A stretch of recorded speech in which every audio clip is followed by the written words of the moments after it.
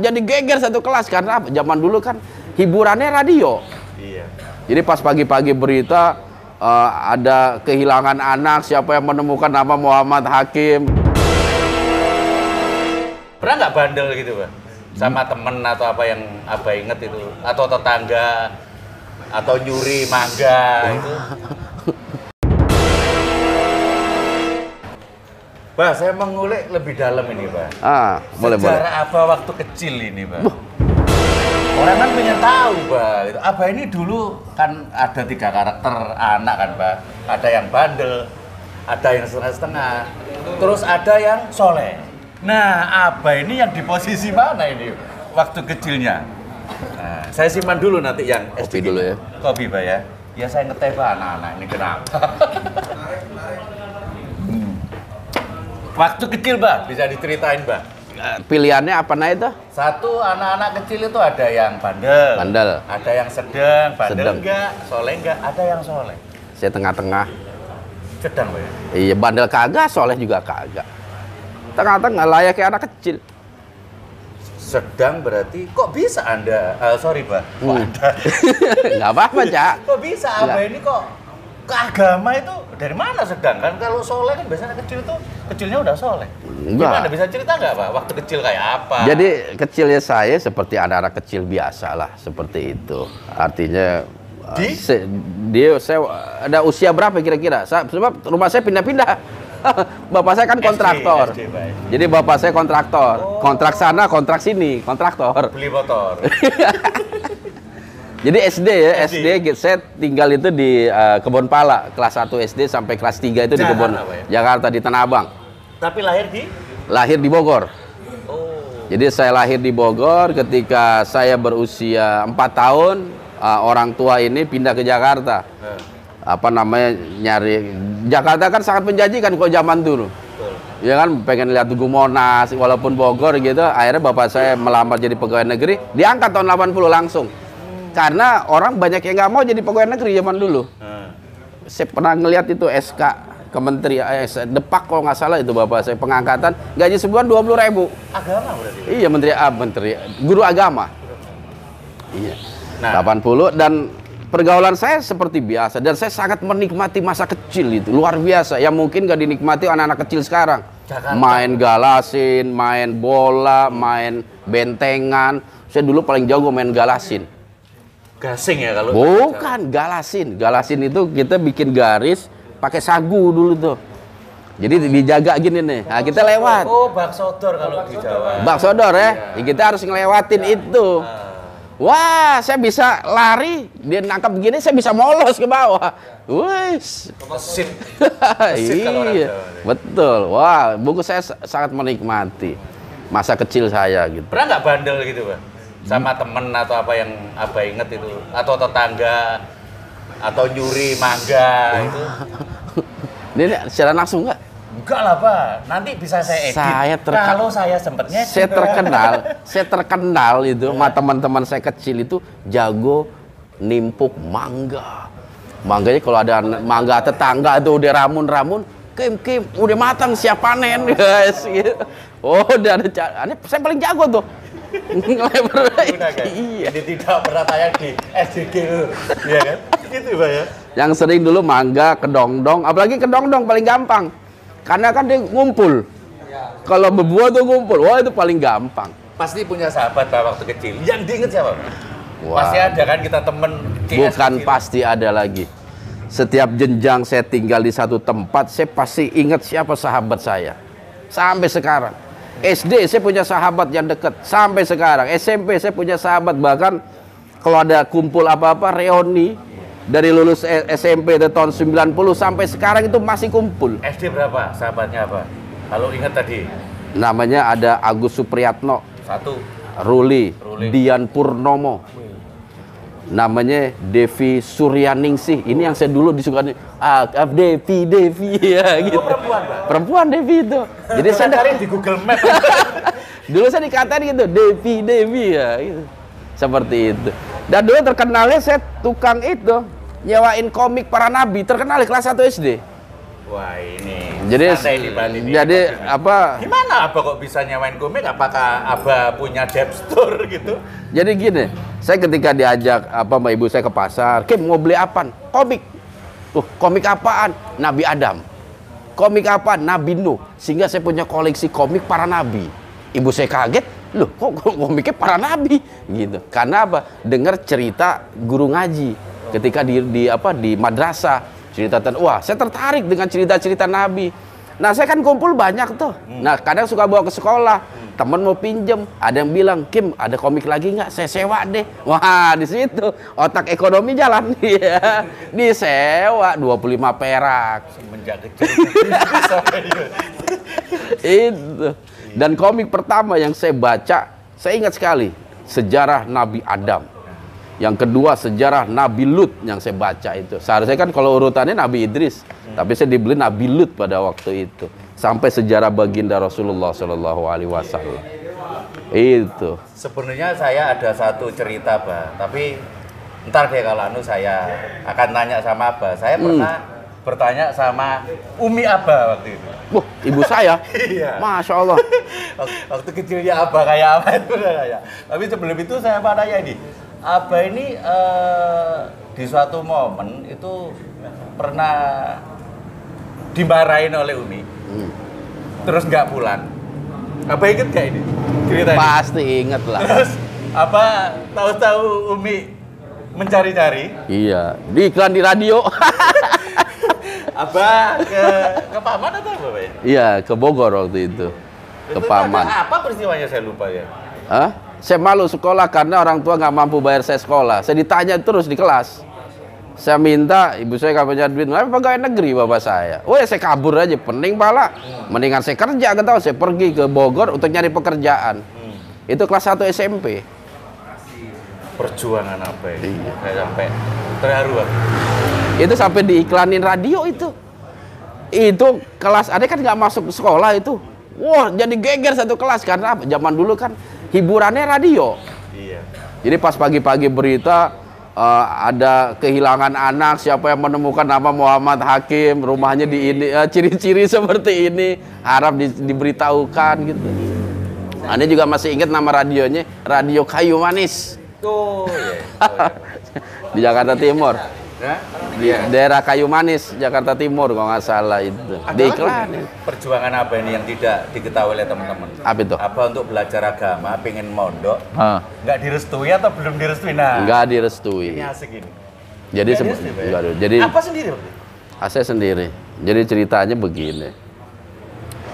Waktu SMP kelas 3 itu kan biasalah siswa berpikir untuk SMA-nya di mana, termasuk kawan-kawan saya. Kim, ente mau SMA atau SMEA? Dulu namanya SMEA bukan SMK. Saya berpikir, udah ente STM aja sama aneh, karena waktu itu di SMP itu ada punya geng tuh, dekat deh berlima sampai sekarang alhamdulillah.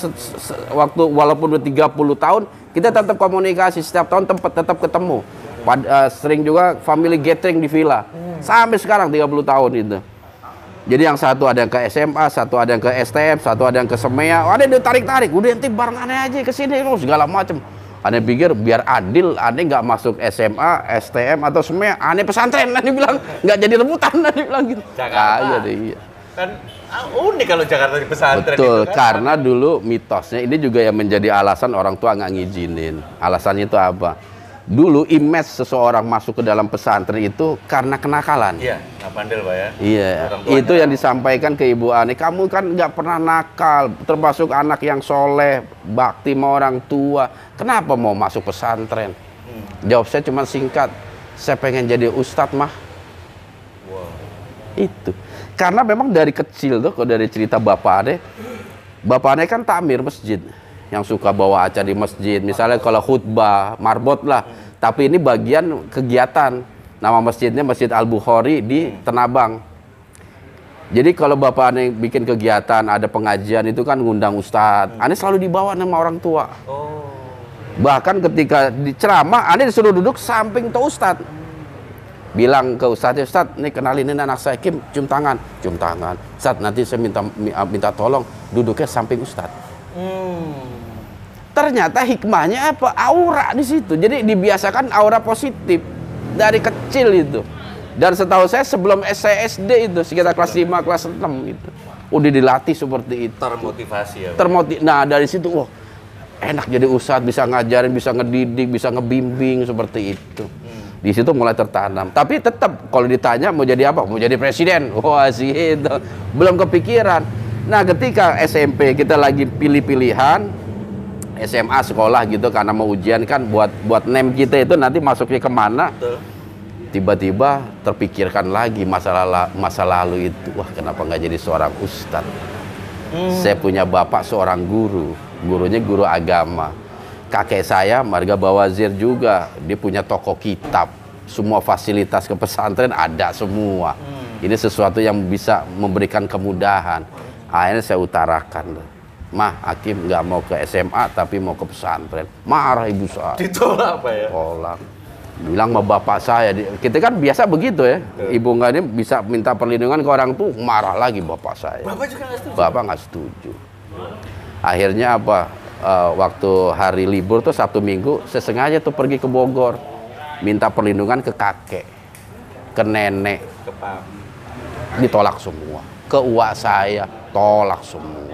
Kamu nurut sama orang tua, keinget kamu tuh anak laki satu-satunya, karena adik saya 2 perempuan. Iya. Kamu bukan orang yang bandel dan lain sebagainya. Kalau mau belajar Islam, di rumah kan ada madrasah. Wah, dibujuk rayu itu. Nah, tiba-tiba dalam kebuntuan seperti itu, saya ke rumah paman saya, anak paling bungsu. Jadi ibu saya itu adik paling bungsu lah dia itu. Saya ngomong, Mang, Hakim mau ngomong nih. Mau ngomong apaan? Hakim mau ke pesantren. Alhamdulillah bagus katanya. Paman. Bagus begitu dalam Islam. Tapi mama nggak boleh mabuk. Kaget paman saya. Wah yang bener anak mau baik nggak boleh. Kapan mama ngomong kayak begitu? Kemarin ke abah juga bilangin abah ke kakek itu. Ma abah juga nggak boleh. Ini nggak boleh. Ayo sekarang pulang. Diantar pulang mak. Karena apa beberapa hari nggak pulang ya itu? Nah, jadi dibawalah pulang itu kan. Langsung paman saya ngomel-ngomel, ibu saya pengen nangis-nangis itu. Kamu anak mau baik malah dilarang. Nanti kalau dia masuk sekolah biasa jadi nakal mau tanggung jawab. Wow, diomongin abis sampai akhirnya ane diizinin ke pesantren. Tapi terus terang aja ketika berangkat ke pesantren nyesel. Umi. Kenapa, Pak? Sempet nyesel juga. Kok nyesel? Nih ada ceritain, ini perjuangan 3 bulan perjuangan aneh yang luar biasa di pesantren. 3 bulan awal, Pak ya? 3 bulan awal gitu. Jadi kita kan memang punya perwakilan lah pesantren. Aneh pesantrennya di Bangil, punya perwakilan di Jakarta. Jadi setiap ngeberangkatin itu pasti disewa 3 gerbong kereta. Yang pertama gerbongnya khusus buat santri putra, kedua khusus buat putri. Tapi biasanya yang di tengah itu khusus barang. Barang-barang santri ditaruh di gerbong di tengah. Nah yang pinggir itu putri. Kita kan pesantren di Bangil, aneh tinggal di Jakarta. Yang pertama nggak punya keluarga, nggak punya orang kenalan, nggak punya temen. Ibu bapak aneh nggak nganter. Begitu masuk kereta, satu gerbong nih putra. Rata-rata ada bapak aja, ada ibunya, bapaknya, ada ibunya. Aneh doang, sendiri bengong aja begini di kereta. Nggak tahu mana-mana lagi. Udah gitu belum tahu Bangilnya di mana. Ternyata perjalanan 18 jam. Baru mikir kita baru mudeng. Sampai ada, Anda inget tuh. Jadi teman sekelas karena dia juga anak baru. Namanya Fajar. Bapaknya ternyata merhatiin Ani tuh. Pas kereta udah jalan dari stasiun Pasar Senen waktu itu. Diem aja gitu loh. Kebetulan dia duduknya agak bagusnya kosong.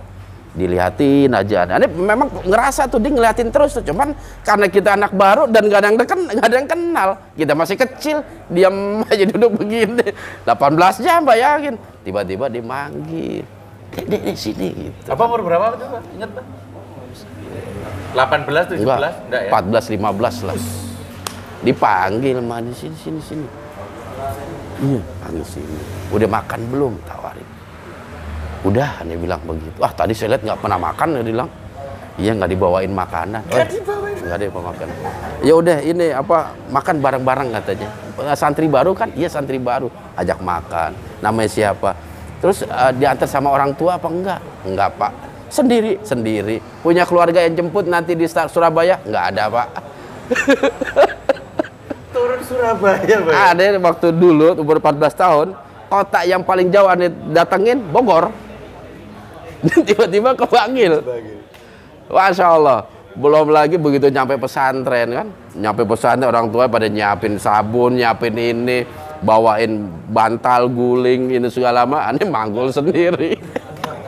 Perjuangannya. Wah, luar biasa.